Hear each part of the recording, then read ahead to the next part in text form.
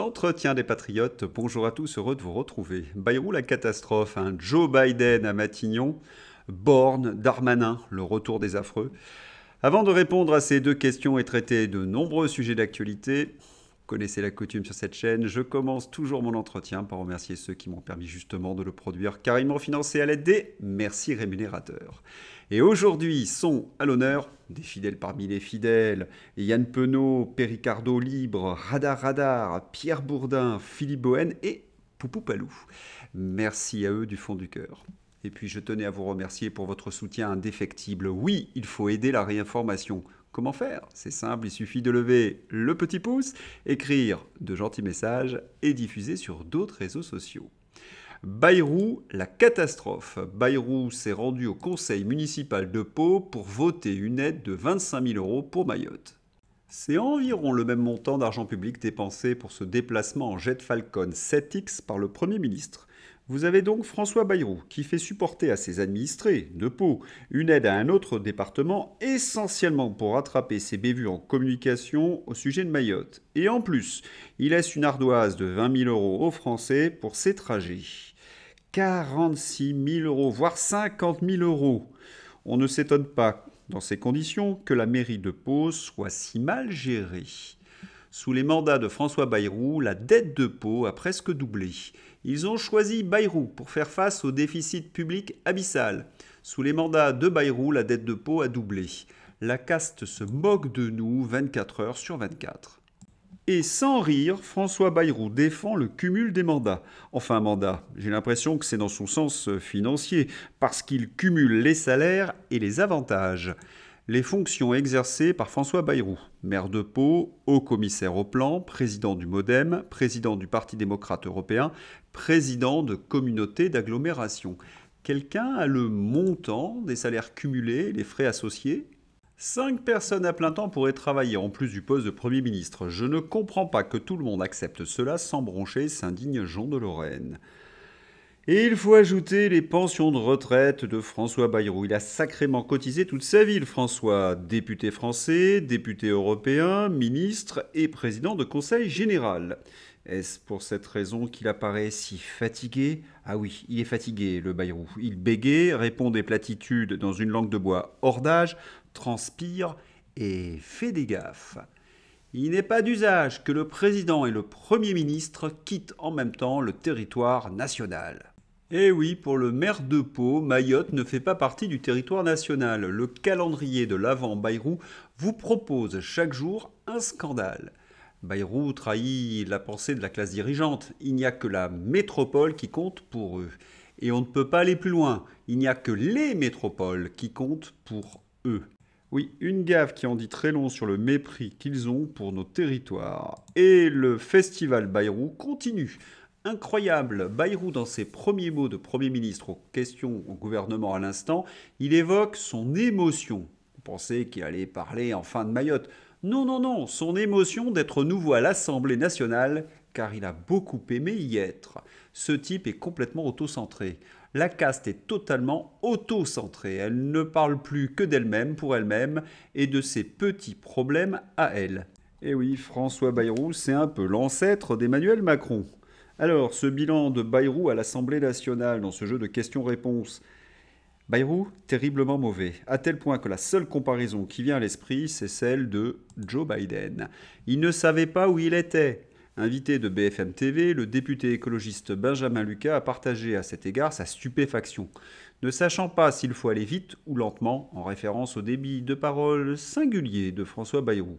Le parlementaire du Nouveau Front Populaire regrette que le Premier ministre n'ait finalement rien eu à dire, puis s'est permis une comparaison osée entre le successeur de Michel Barnier et l'actuel président américain. Il me fait penser à Joe Biden. Et pas qu'un peu, lent, usé, bégayant, à la pensée tortueuse, un brin pervers et surtout profiteur, François Bayrou, ce n'est pas seulement un Joe Biden, c'est également un animal politique si représentatif de l'UMPS.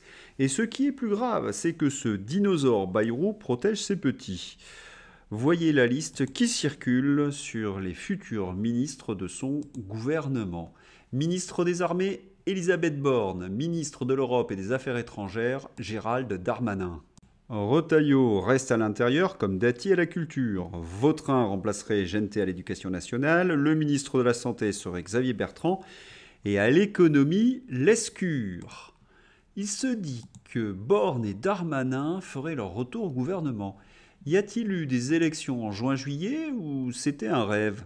Mais on ne rêve pas, c'est un gouvernement 100% macroniste auquel pense François Bayrou.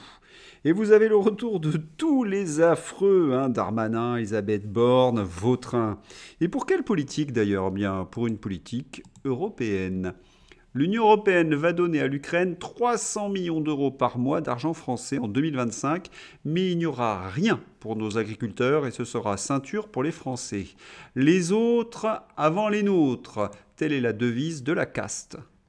Et oui, Pustula disperse notre argent aux quatre coins de la planète. Van der Leyen refile 1 milliard d'euros en plus à Erdogan. Coût pour la France, 200 millions. À Libye, aider les réfugiés syriens en Turquie.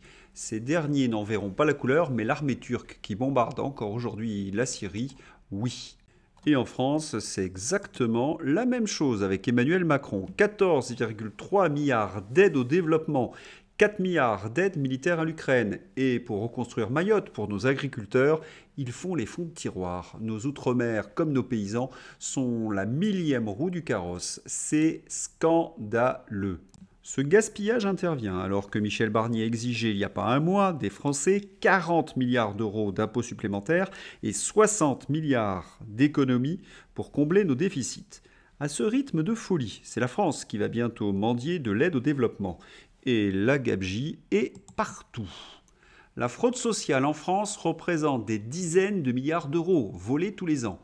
L'État ne connaît pas l'identité de près de 2,5 millions de bénéficiaires de la CAF.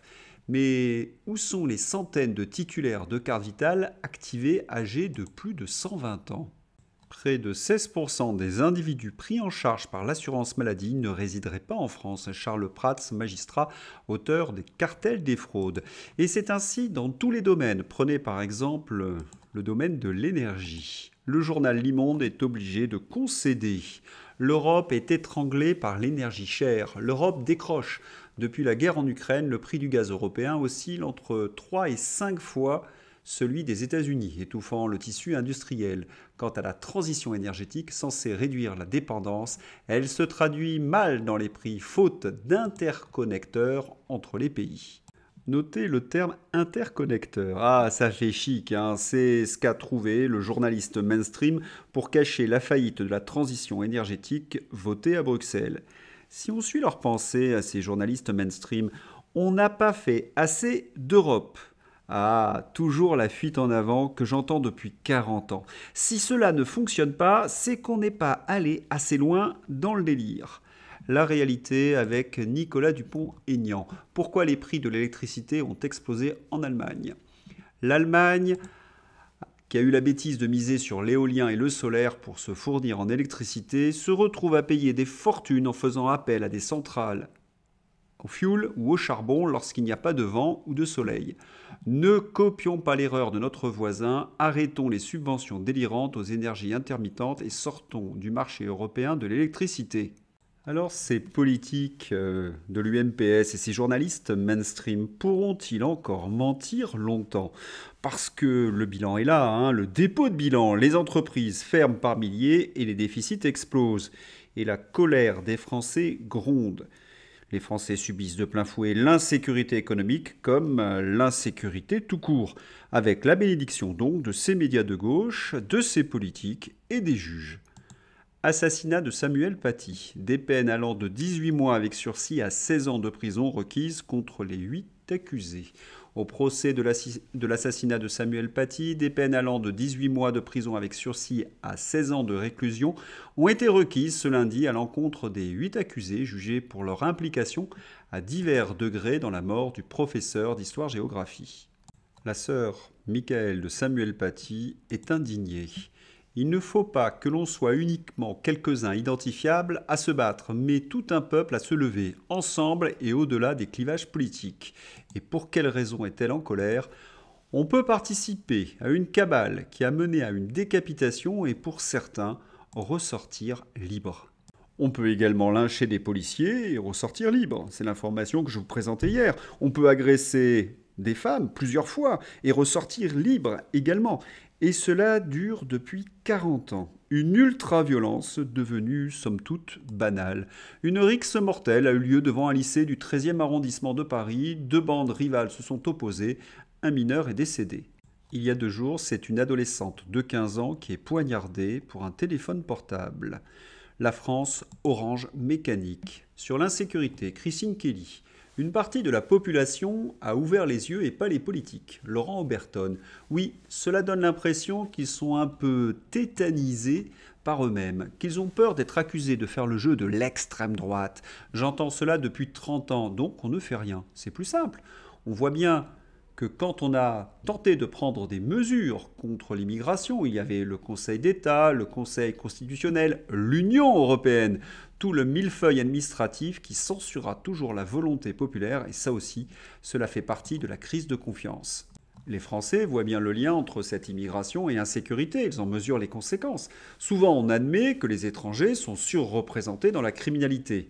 On oublie soigneusement de parler des Français nés en France, issus de l'immigration, qui eux sont plus nombreux que les étrangers et qui sont surreprésentés dans cette criminalité. Plus des 2 tiers des crimes et délits aujourd'hui sont commis par des individus issus de l'immigration. C'est une vérité qui a sa place dans le débat public. La vérité est jamais mauvaise, il ne faut pas la mettre sous le tapis. Il faut la regarder en face et se donner les moyens de résoudre ces problèmes. Voilà, ce n'est pas avec ceux qui nous ont mis dans cette situation, ou les macronistes, que l'on relèvera tous ces défis. Bayrou doit être censuré à la première occasion. International, assassinat du général Kirillov. Attentat à Moscou contre le général Kirillov, ainsi que son chauffeur ce matin. Kirillov dirigeait la défense chimique et biologique depuis 2017. Il dénonçait les activités meurtrières des biolabs américains en Ukraine et l'utilisation d'armes chimiques par les alliés de l'OTAN. Dans la presse aux ordres, bien évidemment, on justifie cet attentat. L'immonde. Qui était le général Igor Kirillov, héros de la désinformation russe, tué mardi à Moscou? Un criminel de guerre doublé d'un propagandiste acharné. Voilà grand trait l'idée que les autorités ukrainiennes et plusieurs chancelleries occidentales s'étaient faites du général russe Igor Kirillov, tué mardi 17 septembre à Moscou, dans un attentat officieusement revendiqué par les services spéciaux ukrainiens. La charge qui a causé sa mort et celle de son assistant était dissimulée dans une trottinette garée près de l'entrée d'un immeuble résidentiel de l'avenue Ryazinsky, selon le comité d'enquête de la Fédération de Russie chargé des principales investigations. Dans un communiqué opportunément daté de la veille de sa mort, le SBU annonce que le général Kirillov faisait l'objet d'une enquête pénale pour l'utilisation massive d'armes chimiques interdites contre les forces de défense sur les fronts est et sud de l'Ukraine. Bon, dans un conflit, la première victime, c'est toujours la vérité. Constat. Inversion accusatoire assez classique. Kirillov accusait les Ukrainiens, et bien les Ukrainiens accusent Kirillov d'emploi des mêmes choses, les armes chimiques. Notez cette chose un peu opportune, comme disent les journalistes du Monde, il y aurait eu une enquête sur le fait juste la veille de sa mort, histoire de donner quelques éléments aux journalistes aux ordres. Comme toujours, les journalistes de l'E-Monde reprennent les communiqués de propagande de Kiev sans recul et justifient un attentat terroriste. À l'E-Monde, la déontologie n'existe pas. Analyse du général Alcazar. La situation difficile sur le front ukrainien pourrait provoquer une résurgence d'attentats ciblés sur le sol russe. Ces actions étant aidées par les environ 7,5 millions d'Ukrainiens réfugiés en Russie, chiffre énorme, peu cité car gênant pour le narratif, qui sont inévitablement infiltrés par les services ukrainiens. Et oui, les Ukrainiens ont préféré se réfugier en Russie. Mais pourquoi un attentat contre le général Kirillov ? Depuis le début de l'opération militaire spéciale, le lieutenant-général Igor Kirillov a beaucoup parlé des crimes du régime de Kiev lors de ses briefings. En février 2024, il a donné des exemples d'utilisation par l'armée ukrainienne de substances toxiques, non seulement sur le front, mais aussi dans des attaques terroristes. En juin 2024, un laboratoire de fabrication de substances toxiques a été découvert par les forces russes près d'Adiyevka. L'existence de ces biolabs US ne semble pas faire de doute puisque la presse américaine les a elle-même évoqués. Le général Kirillov enquêtait dessus. Je pense qu'on a le mobile de l'attentat.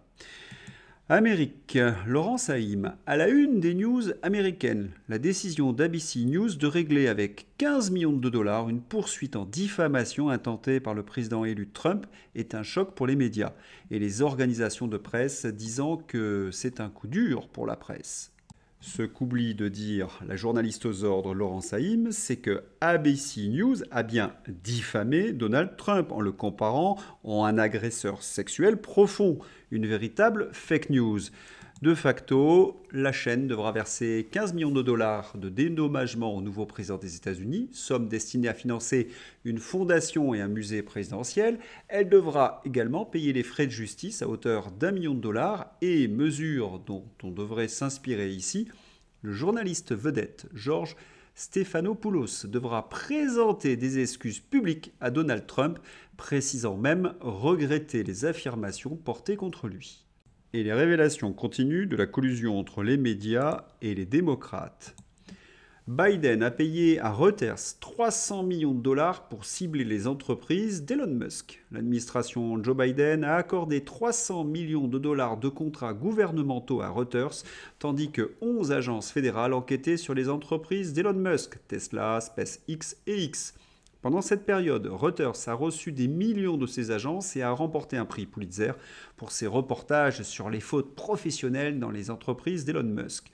Cela signifie que les attaques médiatiques contre Elon Musk ont été financées par l'argent des contribuables. Il s'agit d'un effort coordonné visant à saper l'un des dirigeants américains les plus innovants. Elon Musk continue de construire, il continue de comploter. Mais pour tous ces mainstream, les temps sont durs, très durs. Perte d'audience, déficit, faillite même, et surtout perte de crédibilité. Qu'ont-ils imaginé tous ces journalistes aux ordres pour redresser la barre ? Eh bien, quitter X. C'est au tour de Mediapart d'annoncer son départ de X. La vraie raison de pourquoi Mediapart quitte X, la désinformation est vexée. Mediapart a publié une tribune annonçant son départ de Twitter avec les habituelles accusations de toxicité d'extrême droite envers le réseau d'Elon Musk. Ce qu'ils ne disent pas, c'est que leur campagne de désinformation sur le nucléaire a tout récemment été contrée grâce aux utilisateurs de X avec les notes de la communauté. Visiblement, ces journalistes militants n'aiment pas qu'on pointe leurs mensonges. Votre eau du robinet est-elle radioactive ? Vous tremblez ? Découvrez-le grâce à notre moteur de recherche. Il est normal de trouver du tritium dans toutes les eaux de la planète. Et oui, la radioactivité à faible dose, bien évidemment, est naturelle. Pauvre type. Désinformation toujours. Présidentielle en Roumanie. L'Union européenne ouvre une enquête contre TikTok après des soupçons d'ingérence russe sur le réseau social. L'Union européenne met à mort la liberté d'expression. L'objectif est très ouvertement d'interdire toute discussion qui sorte du cadre défini par les médias de masse qui passent leur temps à vous mentir. Bienvenue dans le meilleur des mondes. Et comme toujours, les médias du service public collaborent pour mettre fin à la démocratie et à la liberté d'expression. Journalisme toujours, très émouvante intervention de Lara Logan, journaliste d'investigation américaine, sur le rôle et la responsabilité du journalisme dans l'époque de guerre informationnelle continue que nous vivons. Lara Logan, journaliste ayant travaillé pour de nombreux médias mainstream d'ailleurs, dénonce la cabale de ses confrères journalistes contre le plus grand journaliste Tucker Carlson parce qu'il a interviewé Vladimir Poutine. Elle rappelle donc que le rôle du journaliste, c'est d'interviewer tout le monde et de porter la contradiction. Certains journalistes aux ordres devraient méditer ces conseils. International, Géorgie. Après la confirmation du nouveau président, le Premier ministre géorgien a déclaré que le Maïdan en Géorgie avait échoué et que, si nécessaire, l'ancienne présidente serait expulsée de force de la résidence présidentielle d'où qu'elle avait refusé de quitter. La bonne nouvelle est qu'elle peut être conduite directement au parquet pour être interrogée puis placée en détention provisoire. L'Union européenne est dans la vengeance. L'Union européenne punit la Géorgie en suspendant les visas pour les passeports diplomatiques. C'est ce qu'a déclaré la chef de la diplomatie européenne, Kalia Kallas. Le Premier ministre géorgien, Irakli Kobakidze, a qualifié la décision de l'Union européenne de suspendre le régime d'exemption de visa pour les détenteurs de passeports diplomatiques de mesures anti-géorgiennes. Il a également déclaré que la Hongrie, l'Espagne, l'Italie, la Roumanie et la Slovaquie s'opposaient aux sanctions de l'Union européenne contre la Géorgie. Élection en Géorgie. La Slovaquie accuse le Parlement européen d'ingérence. Il est rejoint par Thierry Mariani. Européenne refuse le choix des peuples. La Géorgie est devenue le théâtre d'une insurrection rampante qui respire le parfum de l'opération de déstabilisation téléguidée depuis l'étranger contre le pouvoir légitime géorgien. En attestent ces manifestations la nuit dans les rues de Tbilissi, où l'opposition que vous encouragez jette ses supporters contre l'État géorgien, cherchant sans doute le dérapage et multipliant les provocations sur le modèle de Maïdan. Pourtant, la Géorgie et ses institutions tiennent bon. Elles résistent face à la violence de ceux qui, ayant perdu les élections, tentent aujourd'hui, avec votre soutien, un coup de force. La victoire de Georgia Dream a été reconnue par la Commission électorale centrale et le président Kavelashvili a été élu conformément à la loi. Les peuples ne veulent plus voir confisquer leur souveraineté ni en Géorgie ni en Roumanie. L'Union européenne veut se faire passer pour le garant de la prospérité et de la démocratie, mais en Géorgie, elle encourage un coup d'État qui risque d'entraîner ce pays dans le chaos. Oui, c'est une évidence. Très bonne nouvelle. Le défenseur des baleines Paul Watson a été libéré de prison. Le Danemark a donc refusé l'extradition vers le Japon. Allez, c'est l'heure d'ouvrir la page fantasy avec notre fil conducteur, les journalistes. CNN bidonne un reportage. Siri, présenté comme un civil, le détenu sauvé par CNN serait un ancien lieutenant des services de renseignement ayant caché son identité. Oh, CNN qui bidonnerait ses reportages. Mon Dieu que c'est étonnant. Nicolas Meillan sur François Bayrou. Cela fait 30 ans qu'il se prend pour le centre de tout alors qu'il a passé sa carrière au milieu de rien. Boum! Mayotte, Gorafi. François Bayrou survolera l'île sur Google Maps. Dictavenir, site parodique. Flash, Emmanuel Macron a proposé à François Bayrou de se faire recoller les oreilles gratuitement grâce à l'AME. Allez, un petit rappel puisque Média part de X. Étant dans l'incapacité de désinformer sans se prendre une note de communauté, de nombreux médias quittent X Twitter pour mentir sur d'autres réseaux sociaux. Un dessin qui résume avec ou sans l'Union européenne. Voilà, c'est tout pour aujourd'hui. J'espère que vous avez apprécié cet entretien. Je vous souhaite une excellente journée. À bientôt. Au revoir.